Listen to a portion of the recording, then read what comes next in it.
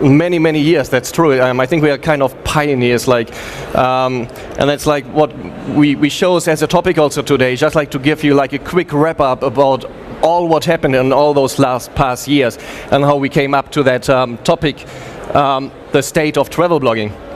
Shall we introduce ourselves first? Let's do that first. Yeah. Hi, so thank you so much for coming out today and to this presentation where we'll be talking about the state of travel blogging.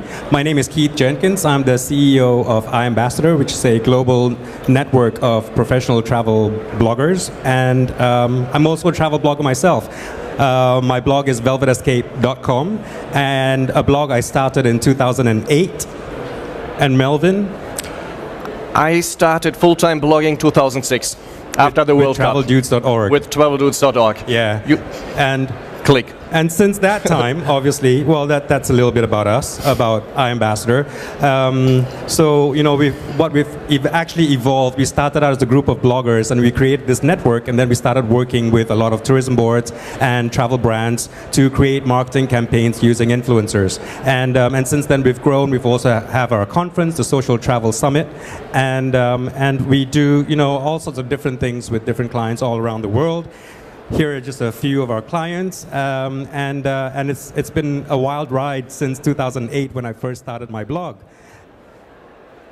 Yeah, my name is Melvin. I run traveldudes.org. Like I said, from 2006, it was already, I think, the first time it started was even earlier, 2001, but more like as a hobby. Like many travel bloggers start also as a hobby, but 2006 I saw like the big potential of it and to work on it, and I thought it would be easier the first couple of years, but altogether like all the way we got here and very successful as well.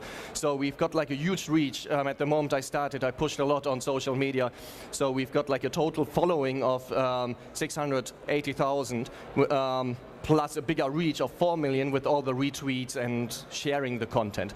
Since last summer, I'll get to that one later, I've got, well, Travel Dudes is a community, it's a guidebook, but we also have a content creator team. So in the past we did like a lot of normal travel blogging campaigns, we still do that, but since last summer we focus much more on video blogging, but on a different kind of level, which I will show you later. Right, so as I said, you know, we started blogging about 10 years ago, and since then, obviously, the blogger community all around the world has evolved and has developed. And you know, but before we start talking about about all these developments, just very quickly about the value that travel bloggers offer, you know, in influencer marketing to tourism boards and travel companies around the world. First of all, immediacy. I think, you know, bloggers are very quick through their blogs and through social media channels to get messages out about destinations, and you know, a lot of like destinations who have had crisis before in the past have, you know, resorted to bloggers to help, you know, get the messaging out. And so, you know, this is really something that you know, bloggers can go to a destination and blog very quickly about it as well. And they blog about, you know, about their experiences from a personal perspective, which is really good because that brings us to the next point. That's how they create a bond with their readers. Their readers identify with a travel blogger as a person. So, you know, as you're following a travel blogger for a certain while, you kind of get a feeling like you're friends. And so, you know, when a travel blogger makes a recommendation about, you know, a destination or a hotel or a restaurant, you know, the chances of their followers or their readers, you know, following up on that recommendation is a lot higher. Another really important point as well is that travel blogs obviously have a long shelf life. As soon as they put up a blog on their post, as long as that blog is active, you know, the content is searchable and it's going to be on the internet forever. So, you know, that's really, really important point as well when you're working with bloggers. It's not only the immediate content and impact that you're going to get, but it's also over the longer term. Yeah, we see that actually like in our reporting, like even years after that, that still like the blogs drive traffic and people printing out the blog articles, going into cafes and saying, yeah, that's like what I've read online. We have those kind of examples all the time. So we use the social media to give it like a direct push, but as you know, like if you use Instagram, Facebook and Twitter, there's a massive reach you can have, but it's also like very, very quick. And the real big quality content comes afterwards really on the blog articles, I think, or also like on the videos. So one of the developments in the past 10 years is the emergence of blogger networks around the world. So I mean, Iambassador is obviously one of them, but you know, you have the Captivate in the UK, Travel8 in the UK, you have the Nordic travel bloggers in the Scandinavian countries, Rise Blog Collective here in Germany, and in Brazil you've got RBBV, and these are really big networks which work a lot with the tourism industry as well. And for the tourism industry, that's really helpful, because if you want to work with bloggers, you know, you can always reach out to one of these networks. So, you know, that makes it a lot easier when we're doing your blogger outreach. In the past couple of years, we've also come up with a code of ethics, and I think, you know, a lot of our Iambassador bloggers in our network adhere to these STS code of ethics, which we came up in 2014, I believe, and I think it's really important as well to try and get bloggers on the same page, you know, adhering to the same ethics across the board. Yeah, community buildings. It's very interesting. Like, everyone started with their own blog, but you see, like, for example, Janice, the solo traveler, instead of just running a blog, she created a big community about her niche, her topic, solo travel, which you can find on Facebook and different platforms. The same, similar, like with me as Travel Dudes. So it's a community of many people just like us, with a lot of passion for travel, helping each other for travel, giving each other tips and advice. So it's not just like this one blogger. There's a big group of people in it as well. Yeah, and I think, you know, this is also a really good point about community building. You know, a lot of bloggers are specialized in different niches. So Janice, for instance, Solo Traveler blog, she specializes, you know, in giving information about solo travel and just, you know, really encouraging people to go out and travel on their own. And, you know, and right now there are so many different communities as well, from LGBT to adventure travel, family travel. So there are a lot of different bloggers, you know, really building communities around their niches. Bloggers, like, what is a blogger? A blogger is like, if you see that, I always like to say it's like same but different, like to the traditional. Yeah, it's same but different to the traditional press. What like a big company is doing as a magazine, that's the blogger all doing by themselves. You can already see over those years here now, like when we started in the past, we did everything. But the professional bloggers, they run their blog as a business, so it's not really a blog anymore. It is actually more like a magazine. They have people as helping them as assistants. I've got an assistant who got an assistant to help her. So you invest into your business. You don't just run a blog, you really run a company behind that. And, well, you need people to help you with SEO, with marketing, with social media management. And the bloggers themselves, they need to focus on their own strength, which would be then writing, only taking content creation, photography, video. So a blogger, there's like far more than just like writing. And we've also seen in the past 10 years, you know, bloggers also becoming, you know, brand ambassadors or destination ambassadors, and we see that all around the world.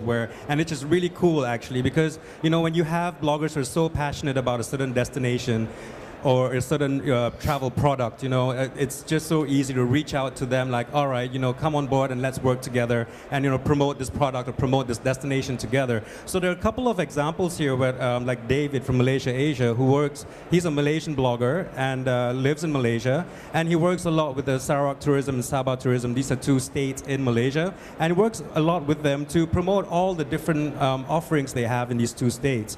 And that's with the DMOs and then we also have the brand side. So you have Anna, for instance, who works with Sovereign Travel to also talk about, you know, all the different products that Sovereign Travel offers. And Matt from Expert Vagabond, this is really cool. He's actually partnered with LifeProof, and they provide these cases for your phones. So when you're doing like adventure sports and all that, you know, your phones stay dry and, you know, stuff like that. So there's so many different kinds of destination and brand ambassadorships happening, and I think, you know, it's a great opportunity as well from the tourism industry to think about this longer term when you're trying to work with bloggers.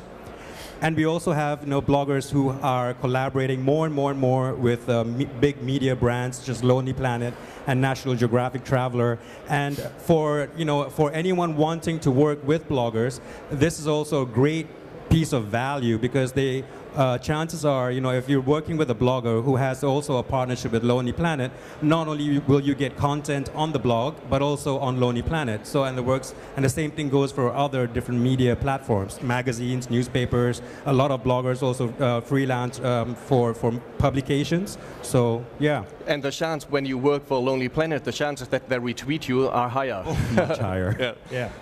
And when bloggers, thinking of their blog as a business, one of the first ways that I monetized my blog was through affiliate programs. And I never used to be really good at it, and I still earn like some beer money every month.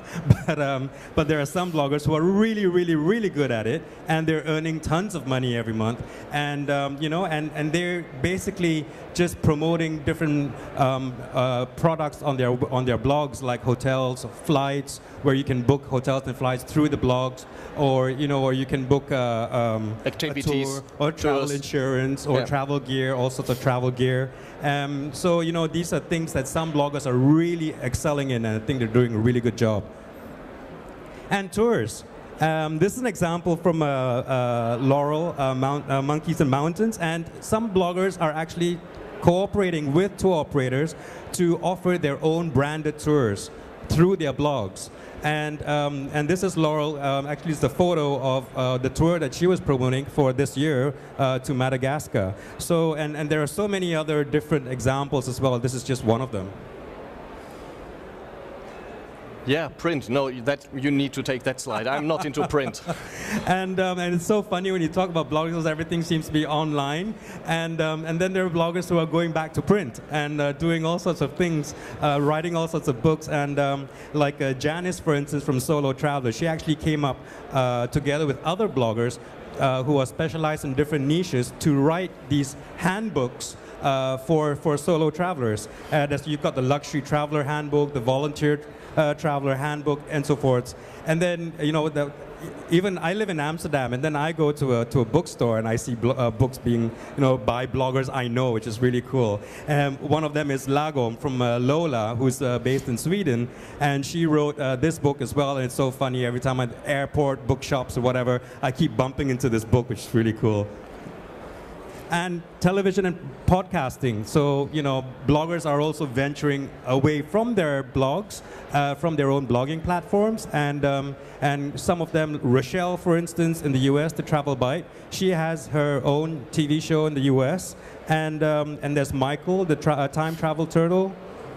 And he has Mike Corey, you just sent me the message a couple of weeks ago. Mike Corey, like a very big YouTuber, they're using his YouTube videos, and they were in the Dutch television. Yeah. Bang! Yeah, and Steve last night was telling me as well, a German blogger who Deutsche Welle. And who is getting his content also featured on German television. So that's really cool stuff happening. So when we're talking about all these different developments that have happened over the past 10 years, there are really different things that you should be looking at to make it successful when you're working with bloggers. So we wanted to just highlight a couple of case studies here to show you how these partnerships can work and the results that they've brought. So, ta-da. So the first one, actually, this is a really cool campaign that we did last year. And I think what makes this campaign so unique, the Euro Food Trip, is that it brought two competing destinations together to collaborate. And it was a movement that we as bloggers, we travel a lot, and as travelers we don't often see borders. So when we see that things that are possibilities for partnerships, I think it's important to stress this to the tourism boards as well as you should be working together to promote your destinations in a joint manner. And so this campaign was between Emilia-Romagna Tourism and Costa Brava Tourism. So Emilia-Romagna in Italy, Costa Brava in Catalonia.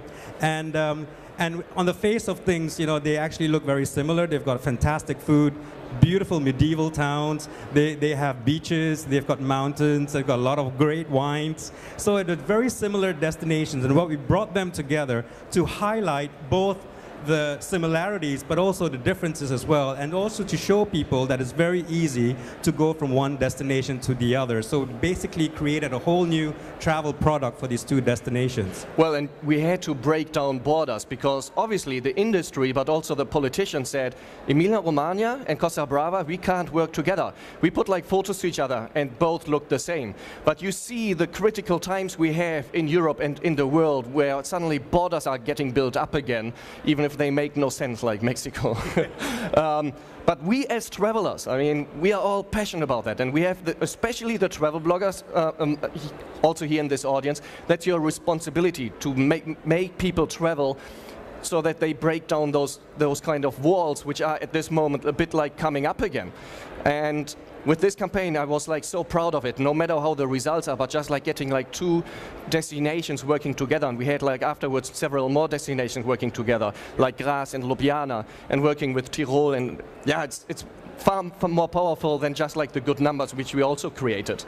And what we saw as well from this campaign is that on a grassroots level, you know, there were companies in both destinations as well who felt so inspired by this campaign that they also started working with each other cross-border. For instance, like cooking schools in Emilia-Romagna and Costa Brava started, you know, doing joint campaigns and marketing campaigns together and doing exchanges of recipes and stuff like that. And so, no, it was a really cool campaign that brought a lot of people together. The next campaign that I wanted to highlight is 24 Hours in the UK. This is a campaign that we did with Visit Britain just very recently. Very cool. Also an idea that came out of just sitting down together and having chat, and then all of a sudden this concept comes about. And basically it was to highlight the range of different experiences that visitors can have in the United Kingdom at any hour of the day, in any part of the United Kingdom. So we sent 10 bloggers to the United Kingdom, to all corners of the United Kingdom, and they had to experience all these 24 different moments in 24 hours, and they had to film all these different experiences as well. So we created videos for Northern Ireland, for Scotland, for Wales, for England, and highlighted all these different experiences that you can have in 24 hours. And obviously you don't have to do everything in 24 hours, but it was really cool just to show that, you know, at 1 a.m. in the morning, you could be doing this in the Highlands of Scotland. And so, no, that was a really cool project. The videos went viral. They were really, really cool to see. And yeah, that was one of my favorites for this year. Oh, yes. I have to wave, there's the German Tourism Board. That is a campaign that was like last year, Germany was promoting Luther. And when we got approached with that, I thought, oh wow, that's a tough topic. That was my first reaction, because I mean, we had social media, it's very interactive with younger people. How do you want to promote Luther? But then I thought, that's a cool challenge, because if you think about Luther, it's in those awesome cities. It's like with cities with castles, with a lot of tradition. That's like what people love. There's like 9 official routes, Luther routes. I think so, it was correct, 9. So we couldn't get like the bloggers driving on all those different kind of routes. It would have been too massive as a campaign, it would be too big from any perspective. So we came up with our own itineraries with 3 ones, which you see here at the bottom, which were highlighting all those different very important cities where Luther played a very important role. So Luther was always like an angle of those campaigns, but we focused very much on the tourism aspects. So we went into the castles, we had amazing food, and we were promoting it on 3 different road trips. So we had like 3 groups, 9 bloggers, splitting them up, different time periods, and exploring Germany on their own way. And what is very nice, and that was like also like quite hard to reach, those 5 million people. That's not opportunities to see. So we had like, we have our own, with Iambassador, we've got our own reporting system. So when the bloggers put some content out, we could see which content is doing really, really good, and we were able, like, we had a boosting budget, a marketing budget, to push those posts even further than we would have done already. And we did that over a period of a couple of weeks, 2-3 months, and we reached the 5 million people through the different kind of channels. I think, yeah, that's from that number the most successful campaign I guess we ever had. Absolutely, yeah. And here's an example of bloggers as brand ambassadors. So this is Iambassador, and it's a very cool project. It's to create the first crowdsourced, crowdfunded boutique hotel. So they actually reached out to a couple of bloggers who are specialized in luxury travel, amongst them myself, to ask us for our help to promote this concept. And it was very cool. The first, it went in different stages, where the first part was, we had to ask our readers, if you were to design your very own boutique hotel, what would it look like? Where would it be? What kind of things would you have in the bathrooms, or what kind of interior would you like to have? And so we just started the discussion rolling, and then the second phase was what they actually found a location, which is in Puglia in southern Italy, and then the third phase after that was we started with the crowdfunding. So once we started the ball rolling with the discussions, a lot of people were really excited about this project, and when the crowdfunding started, I mean, they actually reached their target within 2 weeks, and that was just through, what the bloggers were putting out there and talking very excitedly about this cool project. And this is also another example of conversions as well, where we partnered with Royal Brunei Airlines to promote their flights from London Heathrow to Kota Kinabalu in Sabah, Malaysia. And the specific focus here was to promote Sabah as a honeymoon destination and for weddings. And so we sent, a couple of bloggers who were in luxury travel, but also wedding bloggers, wedding bloggers and honeymoon bloggers, they exist as well. Yeah. and the results were fantastic, and it's like Royal Brunei Airlines came back to us after just several months just to say that the bookings on flights from London Heathrow to Kota Kinabalu Sabah had just gone up through the roof, more than 100%. And that was also, part of the campaign was also a competition which the bloggers promoted on their blogs and on Facebook. And so they got a massive amount of interest, and people started thinking, oh wow, I can go to Sabah, I can have my wedding there, I can have my honeymoon there, and I can get there with Royal Brunei Airlines. Last year at ITB, we got approached by Amadeus at our stand, and I guess most of you know Amadeus, the big company. They handle 50% of worldwide travel. Not directly in the front, but like everything in the back end. They got to our stand and they said, like, here, this is like a new video player we created, and I took a look at it, and it was like, well, similar kind, like a video player like YouTube, but what is very special, they've got like a timeline with geotext. But it was like very new. It's a department in Amadeus where they create a kind of a startups, and they see what is working, what not, what can we push further. So they approached us as bloggers because we are experienced travelers. We know what's going on online, but also on travel, and we help them with advice and feedback to create this player and to improve it. When we started with this first video last year in summer, and we pushed the level of video blogging a bit higher, so we wanted to have a higher standard, so it's not anymore just like filming yourself. So we've got like a small team, like with a cameraman and also like a presenter, which is really a big change for the viewer. Just like 2-3 weeks ago, that was like in Livigno in the Alps in northern Italy. For example, my presenter Scott, he was on a fat bike, he was riding along through the snow, and he stopped in front of the camera and said, "Hey travel dudes, here's Scott," and he got into the video like an intro, which you can't do if you film yourself, and there's like a lot of things you can do. Back to the player, so like you explore the player, you are fat biking, we are like ski touring, and if the people are interested to find out more about that part, they can stop the player and they explore it more. There's like different layers where you can find more information. There's like a call to action with a link, which is all you can improve yourself, or you can edit it yourself in the back end of the player, and you embed the player into your blog articles. So beneath the videos, you've got a long article, which drives SEO traffic over a long term. And yeah, so with the different players, you can even, like, what is very interesting, like for example, if someone is watching the video, let's say from London, it can show you flight prices right away from London into the destination.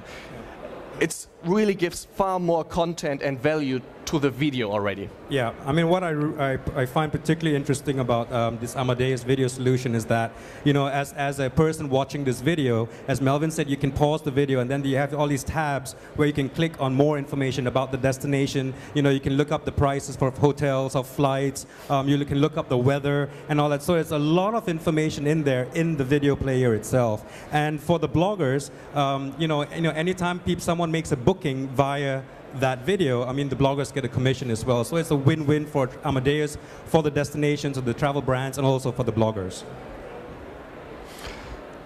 That was the second campaign which we did with Graz Tourism, Graz in Austria. So we had like 12 Christmas markets to explore in a couple of days. There was like a lot of Glühwein. Was a tough job and was very busy, but also like very, very beautiful. And we embedded this article, but also like the video we had before, like onto Travel Dudes, onto like long articles. And we had average watch times of those articles of 8-9 minutes. So when we boosted a bit of traffic from Facebook, it was still like an average of 8-9 minutes. When you boost it on Facebook, it's not really people directly interested maybe to travel at that moment to Graz or to Düsseldorf and to watch a video that long. But this is like what happened. And then you have the organic traffic, and there was also that long view time. And yeah, we got this really big reach as well. And there's like, well, I won't show you now the Amadeus video, but just like as a little highlight, because that was like our like really this massive experience. Who of you know Krampuslauf? Any idea? Oh, wow. Have you? So you've seen it, right? This is like crazy. For everyone else, you need to experience it. I will show it. Hey, travel dudes! Welcome to Graz, Austria. We're here exploring for the Christmas markets and experiencing the Krampuslauf.